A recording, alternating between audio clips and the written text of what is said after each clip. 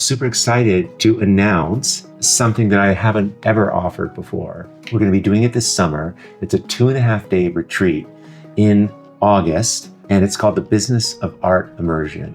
It's 2.5 days. It's going to be in Sausalito. It's going to be in my studio and the Art to Life headquarters, which is going to be so cool. I'm going to be helping people kind of clarify, discover, and kind of amplify what it is you're doing in your art, to get clear about the direction you're wanting to go. This is a really powerful place to get to, and it's hard to do it alone. So we'll be unpacking that.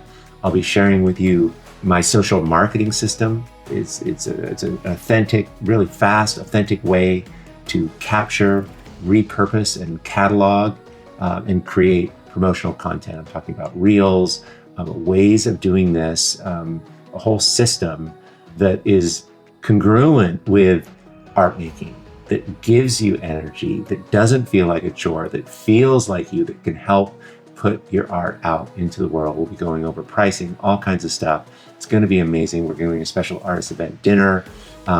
It's going to be an intimate retreat. And again, it's going to be in Sausalito at the Art to Life headquarters, and we'll be using my art making studio as well. We will be doing bloom journaling. I'll be teaching that. We're not about doing paintings here.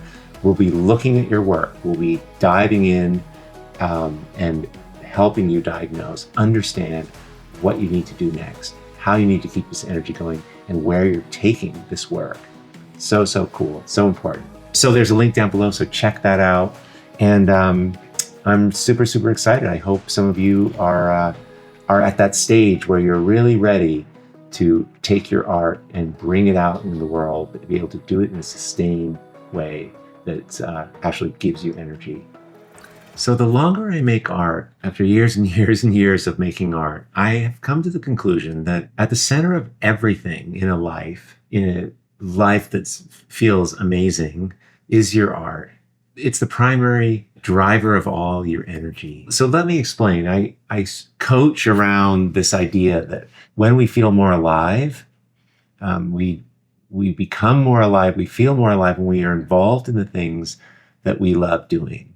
And that this is a great strategy for getting out of feeling funky or, when things don't feel so great. We re-engage with what we love.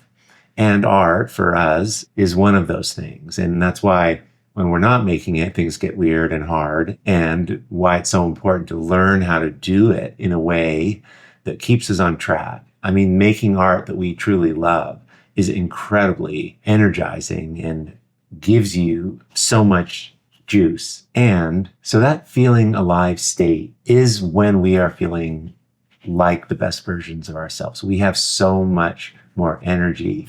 There's more possibilities in our relationships, in sales of our art, in what we're willing to take on, what we're willing to challenge ourselves with. We feel more confident, we take better risks. We're just all around more open to learning and growth. So, but the problem is we forget about this. There's so many distractions about moving towards this kind of art, the kind of art that we really love, which is the kind of art that we might not be willing to make for ourselves.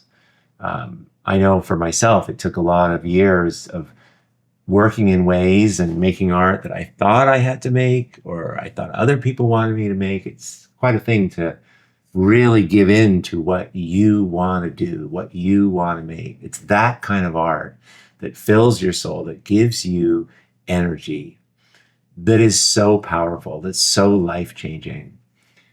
There's things that get in the way, right? All the distractions. I don't have enough space to make my art.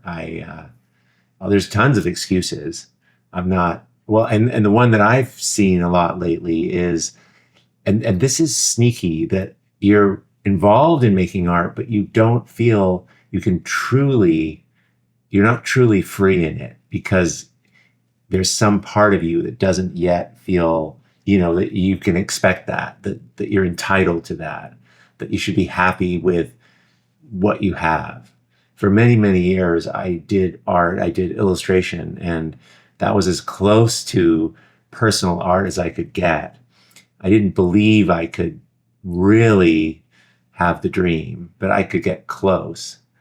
You know, when people copy other people's art, they're close, but they don't, it's not their art. So it doesn't really give you the energy. It doesn't really do the full ride. It can be pretty great. Don't get me wrong.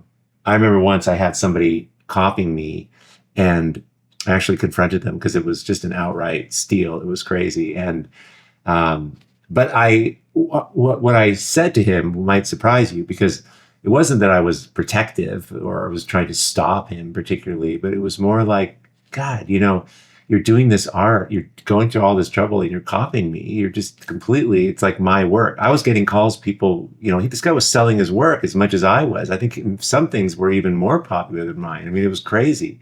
But I said, you're gypping yourself because you're not going to, the coolest thing is to, when you find your work and you're making it and the energy you get from it and the juice you get from it, there's like nothing else.